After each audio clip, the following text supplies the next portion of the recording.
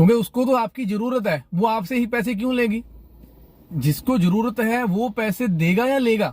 और यहाँ पे कोई कनाडा की तरह आप रिफ्यूजी वाला सिस्टम नहीं है, असाइलम वाला भी आप बोल दो भी यार मुझे मैं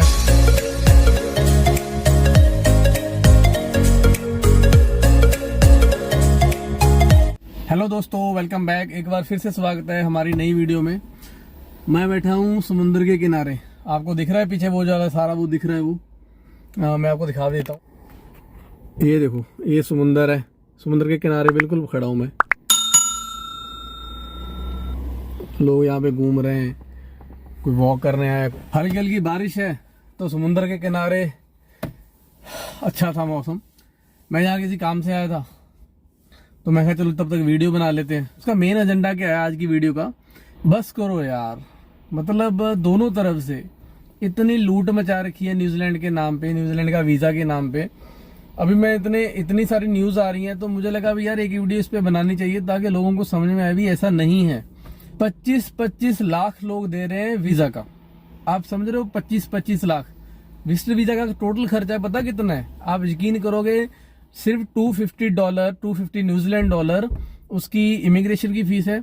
मतलब आप मान के चलो अगर कुछ 12,500 15,000 लगा लो मैक्सिमम, है ना, तो 15,000 के आसपास आपका उसका खर्चा है इमिग्रेशन फीस का है। अगर आप किसी कंसल्टेंट से भी लगाते हो तो 500 फीस $500 उसकी फीस है, तो 25,000 उसका हो गया। मैक्सिमम आप खींच के लगा लो 50,000 है। 50,000 विजिटर वीजा का बता रहा हूँ, विजिटर वीजा का इतना खर्चा है। तो आप 25 लाख किस चीज का दे रहे हो?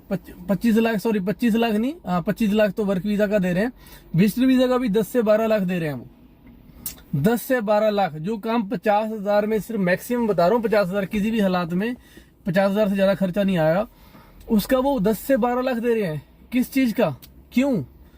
तो मुझे वो चीज समझ में नहीं आई। तो और वर्क वीजा का दे रहे हैं वो 25 लाख, 20 से 25 लाख, कईयों का 30 भी सुना है मैंने। इतने मैसेज आते हैं भी क्या ये सही है, हमारा क्या होगा उसके बाद। मतलब 25 से 30 लाख आप लगा के आ रहे हो। और आप मेरी बात सुनो, सबसे जो मुझे ये चीजें तो लगा, पहले तो आप इस चीज को समझो भी इसका नुकसान कितना बड़ा है। आप 25 लाख लगा के आओगे, अभी के जो हालात हैं आपका PR लेने में बहुत मुश्किल आएगी। पहले बात तो मैं विजिटर वीजा की बात कर रहा हूँ, जो आप 10 से 12 लाख लगा के आ रहे हो, 6 महीने के लिए आपका विजिटर वीजा है। तो 6 महीने के लिए आप यहाँ पे आ जाओगे तो 6 महीने के बाद आप क्या करोगे? आप लीगली काम नहीं कर सकते यहाँ पे, विजिटर वीजा पे आप लीगल काम नहीं कर सकते। और कैश में काम करना बहुत मुश्किल है यहाँ पे। अभी काम के हालात बहुत खराब हैं।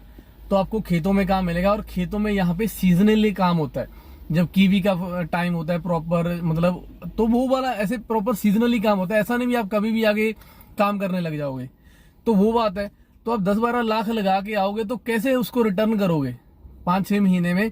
और उसके अगर आपके दिमाग में ये चल रहा है भी मैं विजिटर वीजा पे आऊंगा, उसको कन्वर्ट कर लूंगा, तो आप एक पॉइंट में लेके चलोगे भी ये कोई थाली में पड़ा लड्डू नहीं है भी आप यहाँ पे आए आपने उठा लिया। ऐसा नहीं होता। उसके लिए भी प्रॉपर, लकीली कोई बहुत कम लोग होते हैं जो जिनका हो पाता है। हाँ, अगर आपका कोई पहले से आप इंडिया से बात करके आ रहे हो किसी से भी, हाँ मुझे वो वहां पे एम्प्लॉयर मुझे जॉब दे देगा, तो बात अलग है। पर मैं उस चीज पे भी आऊंगा भी उसमें क्या क्या फ्रॉड हो रहे हैं। अब बात करते हैं जो आप 25 लाख दे के 30 लाख दे आप वर्क वीजा पे आ रहे हो, उस पे बात करते हैं। दो चीजें हो रखी है यहाँ पे। जो आपको 25 से 30 लाख रुपया आपसे वर्क वीजा पे ले रहा है, उस पे बात करते हैं। अच्छा, स्कीम क्या चली है? न्यूजीलैंड इमिग्रेशन ने एक पॉलिसी निकाली है। उसमें क्या कर दिया उन्होंने भी, जो एक्रेडिटेड एम्प्लॉयर है, मतलब जिनकी कंपनी या फर्म या जो भी उनका काम है वो रजिस्टर्ड है, और सरकार ने उनको बोल दिया भी अगर आप एक्रेडिटेड हो, तो अगर आपको एम्प्लॉयर चाहिए, अगर आपको काम करने वाले चाहिए, एम्प्लॉयर चाहिए, तो आप कहीं से बुला सकते हो, जहां से आप बुलाना चाहो, जहां से आपको ठीक लग रहा है।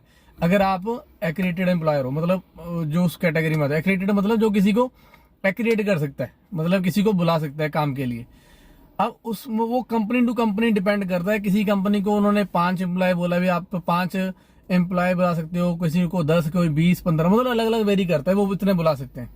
अब उसमें क्या होता है, वो काम के लिए बुला रहे हैं, मतलब वो काम आपको वहीं पे करना है जहां पे वो बुला रहे हैं। अपने काम के लिए बुला रहे हैं ना आपको, ऐसा तो है नहीं भी उन्होंने बुला लिया आप कहीं और काम कर लोगे। तो इस चीज को आप ध्यान से समझो, जो भी आप वर्क वीजा पे आ रहे हो तो आप उस वर्क वीजा पे उसी कंपनी में काम कर सकते हो जो एम्प्लॉयर आपको बुला रहा है, जो भी एक्रेडिटेड, क्योंकि आपको बुलाएगा तो एक्रेडिटेड एम्प्लॉयर, तो जिस कंपनी में आपको बुला रहा है आप वहीं पे काम कर सकते हो, कहीं और नहीं काम कर सकते।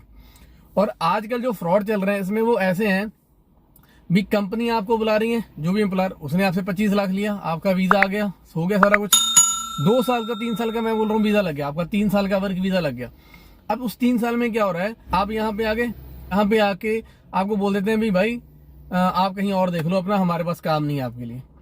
अब आप कहीं और काम नहीं कर सकते रूल के हिसाब से, आप कहीं, क्योंकि आपको जिस कंपनी ने बुलाया आप वहीं काम कर सकते हो, वो कंपनी आपको बोल रही है मैं आपको काम नहीं दूंगी, मेरे पास काम नहीं है, कहीं और कर लो, तो आप कहाँ जाओगे? कोई ऑप्शन है? 25 लाख कैसे रिकवर करोगे? क्योंकि इस जैसे इनको बुलाने का ऑप्शन है ना भी, आप किसी को बुला सकते हो, 10 एम्प्लॉय, 15 एम्प्लॉय, 20 एम्प्लॉय बुला सकते हो। उसमें एक ऑप्शन ये भी है, लूप होल ये भी है भी, आप आई थिंक कुछ टाइम है, आई थिंक 2 महीने है या 6 वीक है, ऐसे करके कुछ टाइम है, उसके अंदर आप जिसको आपने बुलाया है काम के लिए, अगर उसका काम आपको पसंद नहीं आता, वो आपकी उस काम में फिट नहीं बैठता किसी रीजन से, तो आप उसको निकाल भी सकते हो। तो ये तो इनको मौका मिल गया। तो ये इनका मेन काम क्या है? आपसे पैसे लेने, आपसे पैसे ले लिए, आप यहाँ पे आ गए तो बस ये बोल देते हैं हमारे फिट नहीं बैठा, निकाल देते हैं।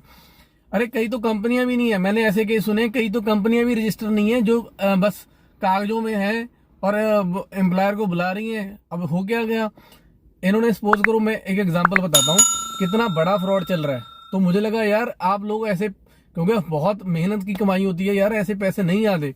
आप 20-20, हाँ अगर आना है तो प्रॉपर स्टडी लेके आओ, प्रॉपर मतलब प्रॉपर जान पहचान से आओ। अगर कोई आपका एक्रेडिटेड एम्प्लॉयर आपको वीजा दे रहा है तो प्रॉपर देखो भाई उस कंपनी सही है या नहीं है, उसके पास काम है, आप क्योंकि आपको काम वहीं करना है, उसके पास काम है इतना। और इस बात को एक थोड़ा सा समझो, जो बंदा आपसे 20-25 लाख ले रहा है वर्क वीजा का, वो कंपनी नहीं ले रही, क्योंकि उसको तो आपकी जरूरत है, वो आपसे ही पैसे क्यों लेगी?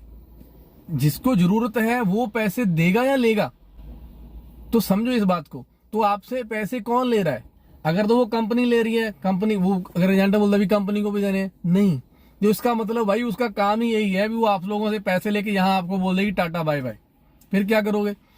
तो इस चीज को समझो आप भी, जो जेन्युइन एम्प्लॉयर होगा वो ट्राई करेगा, मतलब 25 लाख तो आपसे कभी नहीं होगा, कभी 25 लाख तक बात कभी नहीं आएगी, आपसे 25 लाख कभी नहीं लेगा जो जेन्युइन एम्प्लॉयर होगा, क्योंकि उसको जरूरत है भाई, वो तभी तो आपको बुला रहा है, उसका काम रुका पड़ा है, उसको उम्मीद है भी आप आओगे 4 पैसे उसको कमा के दोगे, समझ रहे हो? तो इसलिए इस जाल में मत फंसो, ट्राई करो इस चीज को समझने की, इस जंजाल को समझने की। लोगों ने तो, मैं तो हैरान हो गया, इतने मैसेज आए, इतनी मैं स्टोरियां सुन रहा हूँ, बाप रे क्या बना दिया यार इन्होंने। अपने लोगों को साला समझ में नहीं आता भी भाई किस चीज का, इसका नुकसान किसको हो रहा है। जब ये चीज न्यूजीलैंड को समझ में आएगी, उन्होंने क्या किया भी भाई, क्योंकि मैक्सिमम काम अपने लोगों के ही है यहाँ पे, है ना, इंडियंस के अच्छा काम खासा है। अगर किसी का बिजनेस खराब हो रहा था, मतलब घाटे में चल रहा था, तो उनको रिकवर करने के लिए सरकार ने बोला भी चलो यार ठीक है, तुम अगर किसी को नोन को जानते हो, तुम्हें लगता है उसकी स्किल फिट बैठ रही है, तो तुम बुला लो उसको। सरकार ने फायदे का सोचा, अपने लोगों ने जाली कंपनियां बना के लोगों को बुला लिया, 5 लोगों को बुला लिया, 1.25 करोड़ हो गया, 1.25 करोड़ हो गया। जहां दिखाने में उनको लग रहा, मान के चलो 25 लाख लग गया, 1 करोड़ बच गया। यहाँ पे दूसरा लूप होल क्या है, आप उसको दिवालिया घोषित कर दो, यार मेरी कंपनी तो घाटे में चलेगी, ऑफिशियली सरकार को बोल के भाई मैं नहीं कर सकता, मैं इसलिए बस बंद कर दी, होगी भाई करोड़ तो जेब में आ गया, और जो 5 लोग आए उनका क्या? तो इस चीज को समझो यार, हमारे लोगों का। आप ये देखो, उन्होंने हमारे फायदे के लिए ये चीज की है, हमने इन चीजों को ऐसा बना दिया, कल को उनकी नजर में आएगा तो कल से वो इस अपनी मदद करेंगे, जो भी एम्प्लॉयर हैं, जो भी जिसका काम खराब हो रहा है या घाटे में चल रहा है, उनकी हेल्प करेंगे। वो बोलेंगे भाई पिछली बार की थी तुम लोगों ने, तो रायता फैला के रख दिया। तो यार प्लीज इस चीज को ध्यान में रखो। पहली बात तो उसका जेन्युइन नेट पे जाओ, प्रॉपर जो भी आपको एम्प्लॉयर वो कर रहा है उसकी प्रोफाइल में जाओ, उसका देखो उसका काम कैसा चल रहा है, कितना जेन्युइन है, कितना फेक है, तब जाके आप उसका आगे में जाओ। मैं ये नहीं कह रहा भी कोई पैसा नहीं लगेगा, पैसा लगेगा, पर आप एक बात समझ के चलो भी 25 से 30 लाख किस चीज का ले रहे हैं। ये बहुत सारे केस हुए हैं यहाँ, हमारे लोग भी इस चीज में खुद जाके बोल देते हैं भी यार एक बार वहां पहुंचा दो, भी एक बार वहां पहुंचा दो, वहां हम अपना देख लेंगे। ऐसा नहीं है। आपके उसमें लिखा हुआ है आप किसके लिए काम करोगे। आप कहीं और पे लीगल काम नहीं कर पाओगे। जिस कंपनी ने आपको बुलाया आप वहीं काम कर पाओगे, कहीं और काम नहीं कर पाओगे। और कहीं और नहीं काम कर पाओगे तो कैसे सरवाइव करोगे। लीगल आप काम नहीं कर पाओगे कहीं और, इलीगल आपको काम मिलेगा नहीं, तो क्या करोगे भाई। 25 लाख लगा के आए हो, क्या करोगे सिर्फ यहाँ पे ऐसे लुक छुप के रहने के लिए। और यहाँ पे कोई कनाडा की तरह आप रिफ्यूजी वाला सिस्टम नहीं है, असाइलम वाला भी आप बोल दो भी यार मुझे मैं असाइलम ले लेता हूँ, ऐसा नहीं है। वो जहाँ पे जो असाइलम मिलता है वो जो नेशनल लेवल पे होता है ना, जैसे यूक्रेन वाला सीन था तब मिलता है। तो प्लीज इन चीजों में मत फंसो, वर्क वीजा वाले स्पेशली, क्योंकि आपकी अमाउंट 25 से 30 लाख कोई सलाह लॉजिक ही नहीं बनता। मैं तो सुन के हैरान हो गया। पहले मुझे लगा भी चल 1-2 केस होते रहते हैं, पर जब इतनी लंबी लिस्ट मैंने देखी, ओ गॉड बाप यार मत करो ये चीज। तो जब आप प्रॉपर पूरा इस चीज में जाओ, डिटेल में जाओ, नहीं समझ में आ रहा किसी से पूछो भी यार ऐसा ऐसा सीन है। हम लोग छुपाते बहुत है भी यार उसको पता ना चल जाए भी मेरा काम हो रहा है, जब काम हो जाएगा तब बताऊंगा। और लोग इस बात से खुश हो जाते हैं भी मेरा तो वीजा आ गया, अब क्या प्रॉब्लम है। असली बात तो तब जहां आने के बाद शुरू होती है ना। लोग तो एयरपोर्ट पे लेने तक नहीं जाती कंपनी, क्योंकि फ्रॉड है। उनका काम क्या है, यहाँ पहुंचना है आपका। जैसे ही आपने उनको एक बार 25-30 लाख दे दिया, बाय बाय टाटा टाटा, बस आपका वीजा आ गया, अब यहाँ पहुंचो, अब अपना देखो। तो ये चीज मत करो। और विजिटर वीजा वाले खासकर सुन लो यार, तुम्हें विजिटर वीजा मिला है, तुमने एक विजिटर वीजा लिया है, तुम यहाँ आ जाओ। तुम्हारा विजिटर मतलब तुम विजिट करने आए हो। तुमने पहली बात तो 12 लाख की इस बात का दिया। तुम इस चीज पे सोचो, तुम क्यों खाली पुलाव पका रहे हो भी भाई मुझे विजिटर वीजा मिलेगा, तुम्हें वहां जाके पता नहीं क्या कर दूंगा। मैं ये नहीं कह रहा भी यहाँ के तुम्हारे पास ऑप्शन नहीं है, पर ये ऐसा नहीं है भी 100 आए तो 100 के 100 तुम्हारे पास सारे सबका सब कुछ ना किसी में कन्वर्ट हो गया, वर्क वीजा में या स्टडी वीजा में। नहीं होता ऐसा। और तुम्हारे पास टाइम कम है। अगर तुम नॉर्मल लगा के आते, 50,000 खर्च के आते, 1 लाख खर्च के आते, 2 लाख खर्च के आते, तो समझ में आता भी चल ठीक है यार इतना बंदा कर सकता है ना, एडजस्ट कर देगा, कंप्रोमाइज, इतना थोड़ा सा घाटा भी हो गया तो समझ लेगा। तो 15-15, 10-10 लाख लगा के आ रहे हो, वर्क वीजा में 25-25, 30-30 लाख लगा के आ रहे हो, कैसे सर्वाइव करोगे अगर यहाँ पे आगे कुछ कन्वर्ट ना हुआ, कुछ सीन ना बना। तो प्लीज इस चीज को थोड़ा सा अपने दिमाग में लो भी ऐसा नहीं होता है ना। आप लोगों ने तो ऐसे बना रखा है, कल को वो जेन्युइन वीजा देना भी बंद कर देंगे आपको। अगर आपका जेन्युइन वाला सीन भी होगा तो तब भी आपको बंद कर देंगे वीजा देना। मैं तो दूसरे टॉपिक पे वीडियो बनाना चाहता था, पर जब मुझे लगा भी यार ये बहुत इंपॉर्टेंट है भी, इस चीज को बना के थोड़ा सा पहले बताना चाहिए भी। प्लीज आप इतना अपना पैसा खराब मत करो, समझ रहे हो। आप पैसा बहुत मुश्किल से बनता है, जब आप कमाओगे यहाँ के हो या इंडिया में हो तब आपको फील होगी इसलिए चीज। 25-25, 30 लाख रुपया देना कोई, और वो भी जब आपके पास श्योरिटी नहीं है। अगर कोई आपका 1-2 लाख में वर्क वीजा 3 साल का दे रहा है तो ठीक है, तो आपका हो जाएगा क्लियर। क्योंकि मैं आपको नॉर्मल खर्चा बता देता हूँ यहाँ पे क्या सीन है। तो सपोज करो आपको कोई बोल भी दे भी यार आप वहां पे जाके 1 लाख रुपया महीने का कमाओगे, 25 लाख का क्या है, 2 साल में आपका रिकवर हो जाएगा, 1 साल की बाद में कमाई। अब मैं आपको नॉर्मल सा बता देता हूँ, आपका $2,000 हो गया। यहाँ पे अगर आप नॉर्मल रेंट पे भी रहोगे तो 1000 से 1200 आपका महीने का रेंट जाएगा। मिनिमम बता रहा हूँ आपका 1000 से 1200 रेंट में जाएगा। फिर आप ट्रांसपोर्टेशन यूज करोगे काम करने के लिए, अगर आपका काम सही भी है, मैं बोलता हूँ जेन्युइन काम है, उसने जो सैलरी बोली है आपको 2000 सैलरी भी दे रहा है, बस 1000-1200 रेंट में चला गया। ट्रांसपोर्टेशन का खर्चा, खाने पीने का खर्चा, क्या बचेगा उसमें। मैं मिनिमम बता रहा हूँ, ये मिनिमम, क्योंकि मिनिमम आपका ये ग्रोसरी हर चीज महंगी है यहाँ पे। फिर आपको इंटरनेट है, आप जहाँ पे रहोगे, आपका पानी का खर्चा, आपको कल को कोई बीमार हो गए तो उसके खर्चे अलग, 100 चीजें हैं। तो ये चीजों में ऐसा नहीं होता। हाँ ये अभी आपका अगर आप 1-2 लाख लगा के आए हो तो समझ में आता भी हाँ तब ठीक है भी, आपका जेन्युइन आपके पास स्किल है। क्योंकि अगर समझ में आता भी हाँ आपका जेन्युइन वाला हिसाब किताब है, कोई आपसे फ्रॉड या ठगी नहीं कर रहा, तो प्लीज इस चीज को थोड़ा सा अपने माइंड में लो। कोई भी वीजा अप्लाई कर रहे हो, वर्क वीजा या विजिटर वीजा, इतना पैसा नहीं लगता। मैं आपको बता रहा हूँ, हमने $250 मतलब 12,500-13,000 में मम्मी का वीजा अप्लाई किया था, विजिटर वीजा।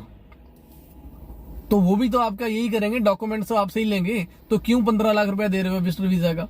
तो क्या किसी चीज की गारंटी ले रहे हैं, किसी एम्प्लॉयर से आपकी बात करवा रहे हैं, वहां जाके वो आपको एम्प्लॉयर जॉब देगा, कुछ नहीं करवा रहे, तो किस बात का 15 लाख दे रहे हो आप।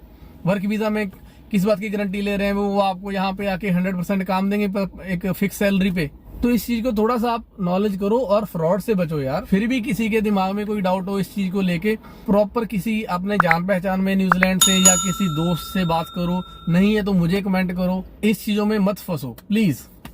तो ठीक है जी, इसी के साथ वीडियो एंड करते हैं। ख्याल रखो, खुश रहो, तब तक के लिए रब रखा।